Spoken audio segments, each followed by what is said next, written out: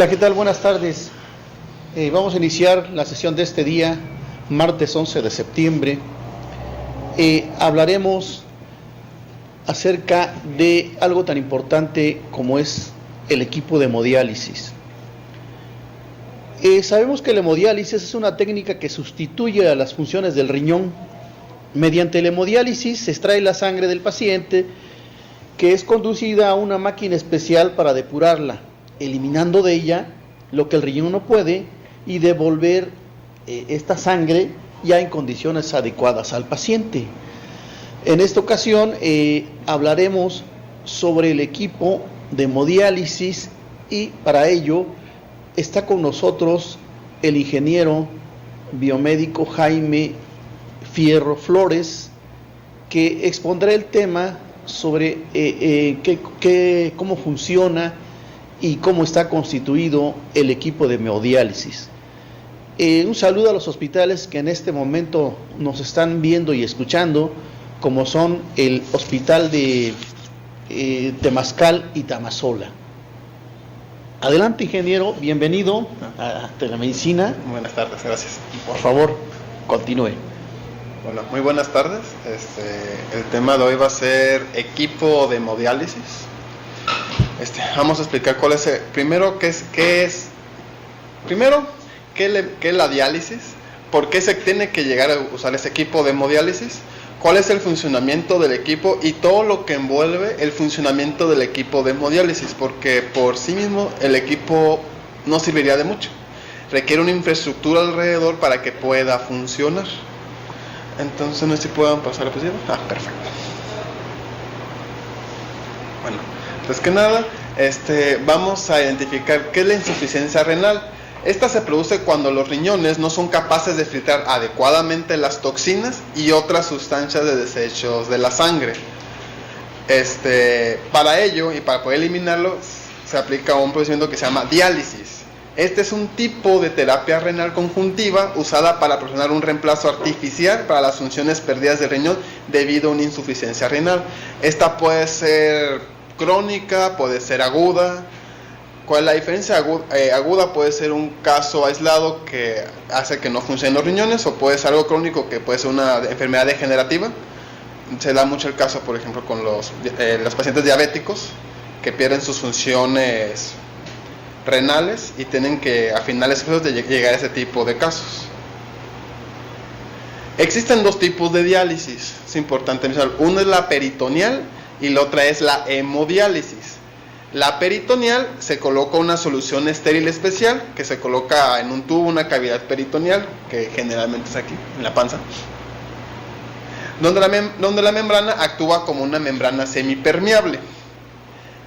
La hemodiálisis es: extraemos la sangre del paciente, la pasamos por un dializador, esa parte que está aquí, para que posteriormente ya regrese, digamos, limpia al paciente, sin todo el desecho que no puede hacer que funcione adecuadamente el riñón. Generalmente cuando una persona tiene insuficiencia renal siempre comienza con un periodo de diálisis peritoneal. Creo que luego cuando vemos a un paciente que tiene como un catéter en la panza, con una bolsa, le meten un líquido, dejan el líquido ahí durante 3, 4, 5 horas y después sacan el líquido que en teoría ya tendría todos los estratos o desechos que no puede eliminar el riñón. Ya cuando ese método no es suficiente para llevar a cabo la limpieza de la sangre, entonces ya se tiene que pasar a la hemodiálisis. La diálisis se hace todos los días. La hemodiálisis se hace un procedimiento de 3 sesiones por semana. Obviamente todo esto lo ve un nefrólogo, que es el que tiene que dar qué tan seguido tiene que ser y cuánto tiempo tiene que durar el procedimiento.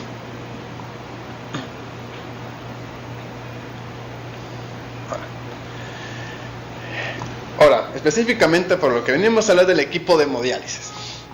El equipo de hemodiálisis tiene 3 sistemas en especial. Uno es el sistema de distribución dializante, el circuito sanguíneo extracorpóreo y el dializador. Ahora, el sistema de distribución dializante es toda esta parte que está por acá. Si se da cuenta, viene lo que es el sistema de agua purificada, la bomba de concentración, donde viene el dializante concentrado, los calentadores, tiene una bomba dializante y el drenaje.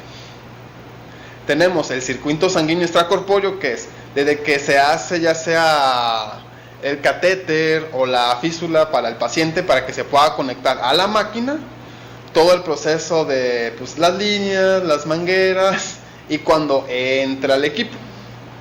Que esto viene con una bomba, viene con un sistema que viene anticoagulante y también viene con, de hecho aquí viene un pequeño monitor que por ejemplo aquí viene la bomba de sangre, el monitor de la presión arterial, el detector de aire o burbujas para evitar de meter burbujas de aire al paciente de regreso, y aquí está el pequeño anticoagulante que tiene que estar inyectando constantemente para evitar generar coágulos y dañe el sistema tanto para el paciente como para el equipo.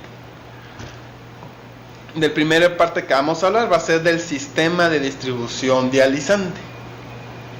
Acá. El sistema de distribución dializante es el circuito dializante, es donde se prepara el líquido en el cual se va a componer de agua purificada mezclada con un compuesto electrolítico similar a la sangre. Eso quiere decir, nosotros usamos agua limpia y usamos igual lo que es como, bueno, para que sea una mejora, no sé, electrolitos, por decirlo de una manera, que ponemos el calcio, el potasio, o sea, se hace una mezcla que sea lo más parecido posible a la sangre para que se pueda llevar el cabo de filtrado.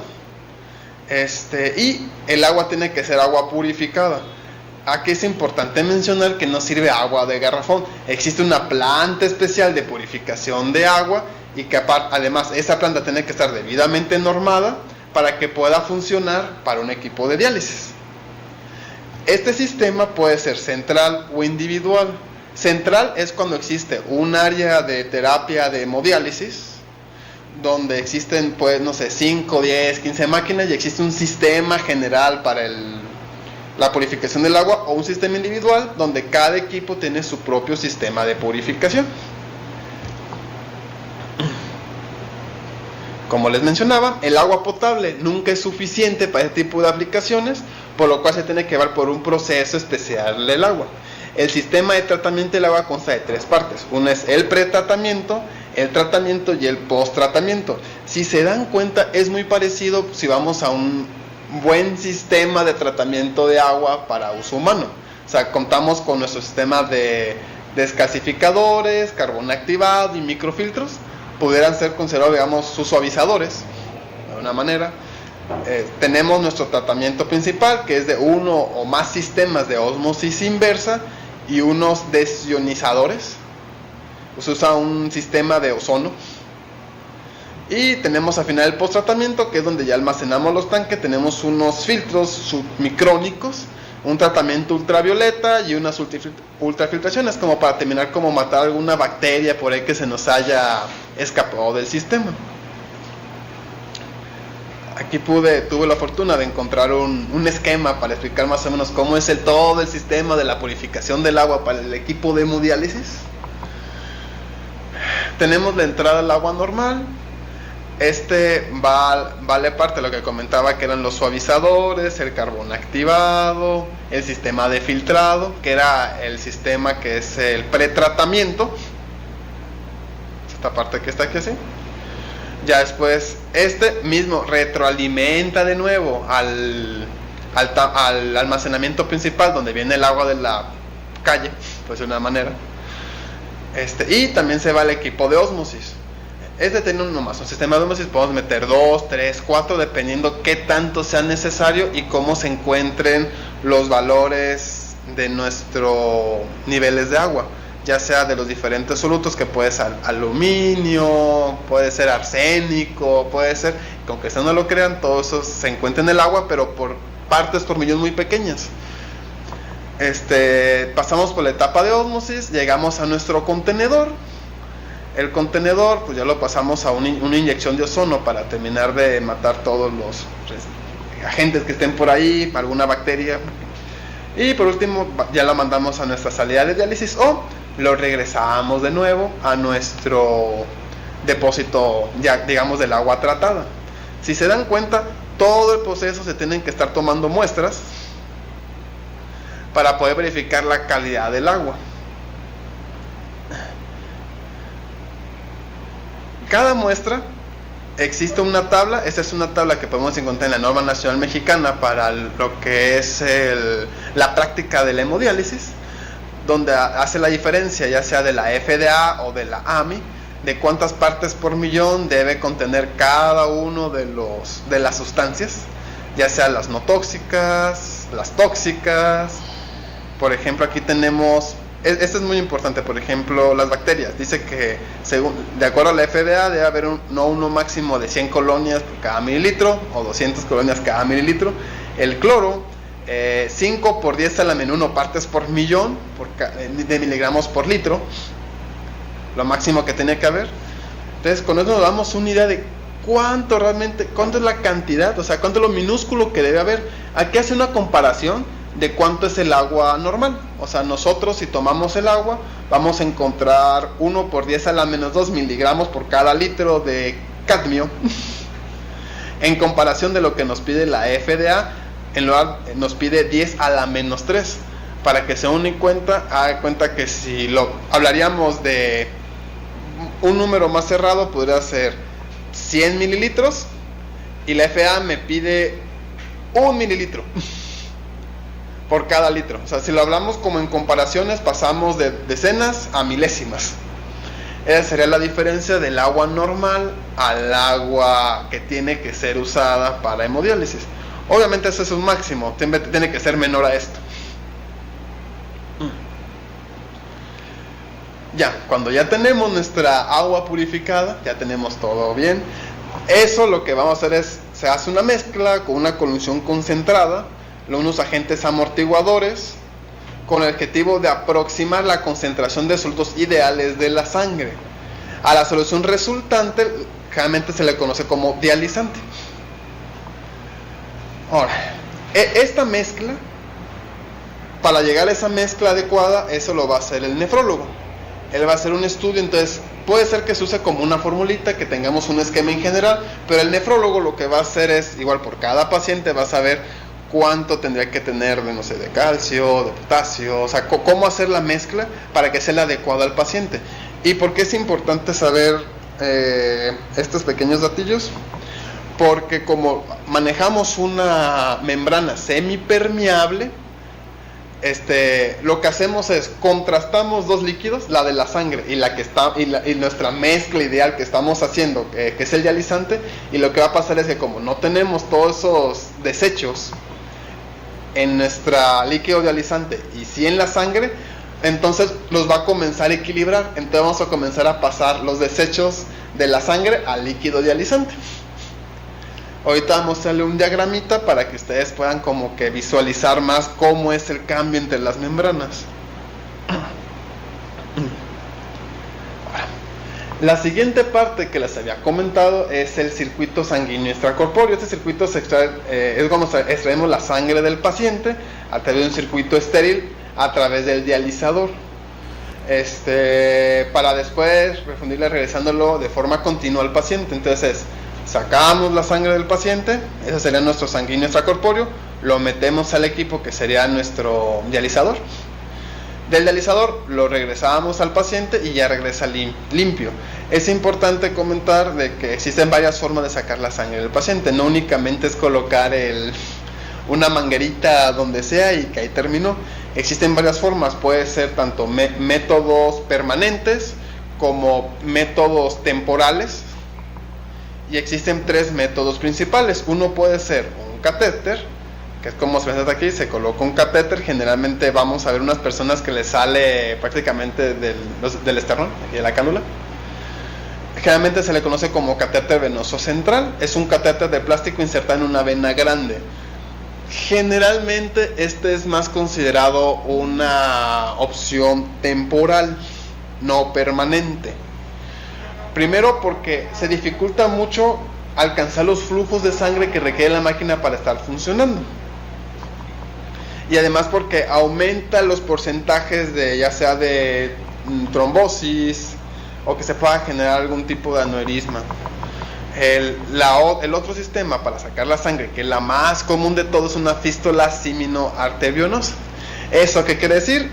Es que un cirujano vascular hace una pequeña intervención donde va a juntar una arteria y una vena a través de un anastomosis. ¿Esto qué va a generar? Va a generar un mayor flujo de sangre, pero el tiempo de maduración es de 4 a 6 semanas. Lo que hacemos es, junta estas dos partes, o sea, prácticamente las deja juntas, aquí hay un ejemplo, para que aquí viene la sangre, lo mandamos a la máquina, y de la máquina le regresa prácticamente al mismo punto. Entonces nosotros pensamos que es como una cánula, así cualquiera, como nos meten intravenosa, pero no, realmente lleva una intervención quirúrgica para llevar a cabo esa adecuación. Esta es la más usada, es la que genera menores riesgos y es la que más se recomienda para cuando ya es una persona que tiene una insuficiencia renal crónica y tiene que hacerse la hemodiálisis. Y existe una tercera, que aquí no se colocó, que se llama Gant. La Gant lo que hace, coloca una arteria artificial. Generalmente, no sé si han escuchado unos tenis, ropa que ya usa tecnología Gore-Tex, que lo que hace es para montañismo, que es como totalmente impermeable, evita que entre el agua, evita que entre la nieve, pero deja que salga toda la humedad o el vapor. Esa misma tecnología, de hecho esa persona no se hizo famoso por eso, se hizo famoso porque comenzó a hacer estas pequeñas arterias artificiales para hacer ese procedimiento usado para hacer una fístula artificial. ¿Cuál es el problema? Pues estamos metiendo un agente que no es del mismo cuerpo, entonces vemos llegar a tener problemas de biocompatibilidad. Y además de eso, pues puedes generar como adelgazamiento de la arteria, generar algunos casos de trombosis, algo por el estilo. Esta es realmente la más utilizada. La ventaja del otro que les comento, que es una fístula Gant, es de que el tiempo de maduración es muy corto. Prácticamente te lo hacen de la semana, ya puedes comenzar a usar ya el acceso y sacar sangre. Esa es una de las ventajas. Ahora ya que venimos a realmente la parte interesante y la magia del equipo de hemodiálisis, el dializador. Los dializadores son los componentes desechables donde se lleva a cabo el intercambio de los solitos. En muchos tipos de dializador los componentes váticos son unas membranas semipermeables sintéticas y el dializante. Ahora, tomando en cuenta esto, nosotros ya aprendimos que el dializante es la mezcla que hacemos del líquido de los electrolitos con el agua purificada perfectamente tratada, por todo el procedimiento que ya comentamos. Entonces, tomando eso en cuenta, nosotros tenemos este pequeño filtro, por decir de una manera, se parece mucho al filtro de la casa. Lo que hacemos es, ingresa la sangre y tenemos nuestra salida de sangre. La sangre va a viajar adentro de estas pequeñas membranitas, no sé si las alcanzan de ver, son esas pequeñas líneas que están aquí. Y el líquido dializante entra aquí, es donde ingresa la solución y sale la solución. Este va a pasar por las partes que están entre las membranas grises. Entonces tenemos sangre, dializante, sangre, dializante, sangre, dializante. Estos van a viajar en sentido contrario. Aquí lo tengo. La sangre va a viajar en un sentido y el líquido dializante va a pasar en otro sentido. Ahora, ¿por qué es importante? Ahora, aquí es donde todo lo que vamos a mostrar comienza a agarrar sentido. Primero, se recomienda la forma de sacar la sangre que sea un método específico para que podamos mantener un flujo alto de sangre y se pueda equiparar al líquido dializante que va a estar pasando en sentido contrario con el filtro. Lo que va a hacer la membrana es vamos a buscar lo que son los solutos, que son esas, digamos, esas pequeñas bolitas que ven aquí. Aquí tengo mi líquido dializante. Entonces la membrana semipermeable tiene unos orificios adecuadamente del tamaño para que únicamente se vayan estos solutos que ya no queremos y deje intacta la sangre. Entonces lo que hace es equiparamos, o sea, igualamos los dos líquidos para que los dos tengan la misma cantidad de solutos. Obviamente ya este líquido, cuando ya va pasando por el filtro, pues ya va y se desecha y metemos soluto nuevo que ya no tiene nuevamente los solutos que teníamos acá en la sangre. Entonces constantemente vamos a estar sacando los solutos indeseables de la sangre. Así es como realmente funciona la membrana. No, las membranas existen 3 tipos. Una puede ser las regeneradas, las modificadas o las sintéticas. Lo que se recomienda actualmente, bueno, las que tienen mayor biocompatibilidad son las sintéticas. Las regeneradas, aunque están generadas por un compuesto de algodón, son poco biocompatibles. Y las modificadas es como un híbrido. Las sintéticas son completamente de plástico, pero todos estos van mejorando la biocompatibilidad y al final de cuentas eso es mejor para el paciente.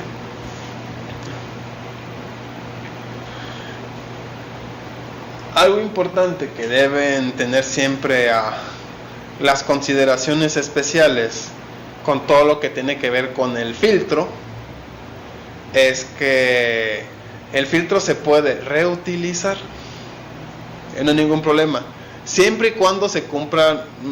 Existen más puntos, pero a mi punto de vista esos son los puntos más importantes. Uno es la carta de consentimiento del paciente. Él debe saber que vamos a estar reutilizando su filtro constantemente y que no va a ser un filtro completamente nuevo. Una vez lavado, luego los equipos una vez lavados y esterilizados, los filtros se deberán almacenar en un lugar fresco y sin luz. Esto para evitar la generación de bacterias o algún agente patógeno. Se puede usar un máximo de 12 veces, no más. Obviamente constantemente le hacemos pruebas de flujo al equipo o al filtro. Obviamente que si no pasa esos parámetros de cuánto es el flujo mínimo que me está dejando pasar, entonces automáticamente se desecha, es decir de que está muy sucio, tal cual como el de la casa. Y el paciente no debe presentar algún virus de la hepatitis B o VIH. Si el paciente tiene uno de esos 2 virus, automáticamente se convierte en desechable el filtro y tiene que estar cambiando constantemente. Bueno, el equipo no termina ahí, o sea, el equipo prácticamente es eso. Tenemos obviamente sistemas de alarma, que son los sistemas de alarma de las burbujas de aire, sistemas de alarma que si existe un cambio de presiones para ver de que igual se está obstruyendo el filtro, sistemas de alarma de temperatura, porque pues tenemos que mandarle una temperatura adecuada para que se iguale la sangre y no quite un golpe térmico. Entonces lo que el equipo prácticamente es maneja flujos, temperaturas, presiones. Saca la sangre, la pasa por el filtro, la regresa al paciente. Vamos a pasar aquí. Lo bueno es que aquí es un PDF, entonces es más fácil manejarlo. Entonces prácticamente ese es todo el equipo. Sacamos la sangre, mide la presión, lo pasamos por esta pequeña bomba para controlar la forma en que va a estar ingresando al equipo.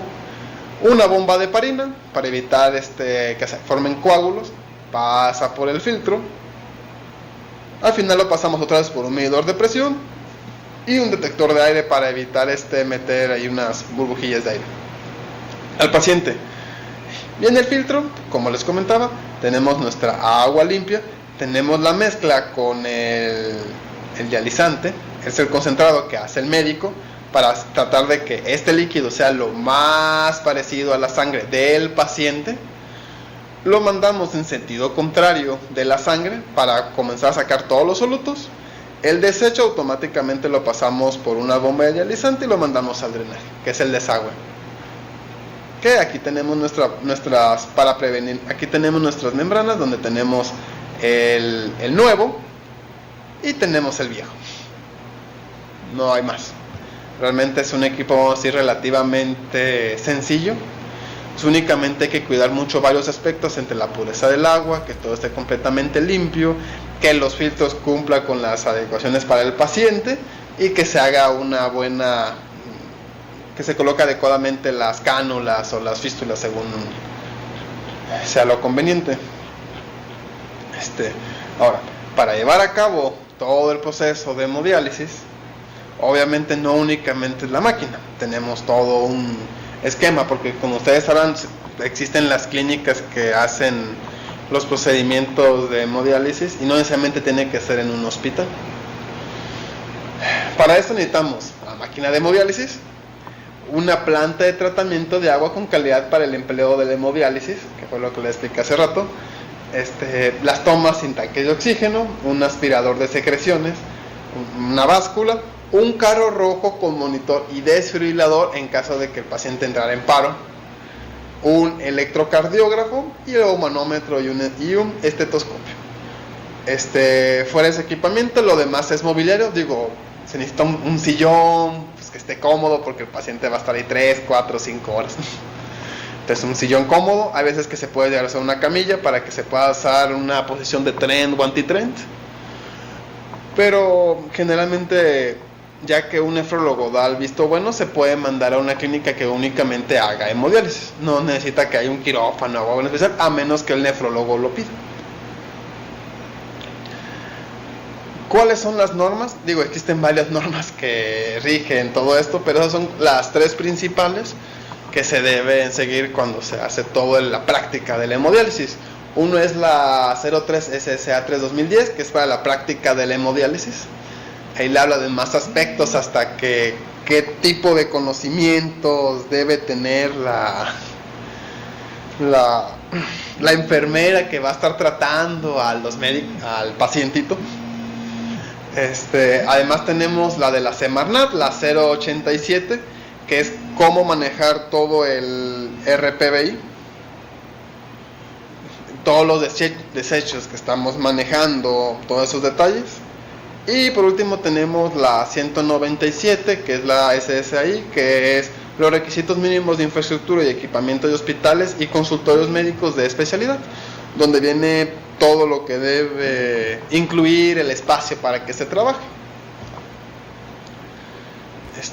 Cuando termino el funcionamiento del equipo de hemodiálisis y un poco de lo que hay alrededor, de lo que se necesita para poder hacer funcionar el equipo de hemodiálisis. Pues muchas gracias por haber estado con nosotros. No, gracias por la invitación. Y obviamente nos estaremos viendo próximamente.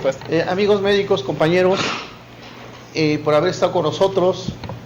Y obviamente los invitamos a que vean ese tema por nuestra página de Facebook, Telesalud Oaxaca.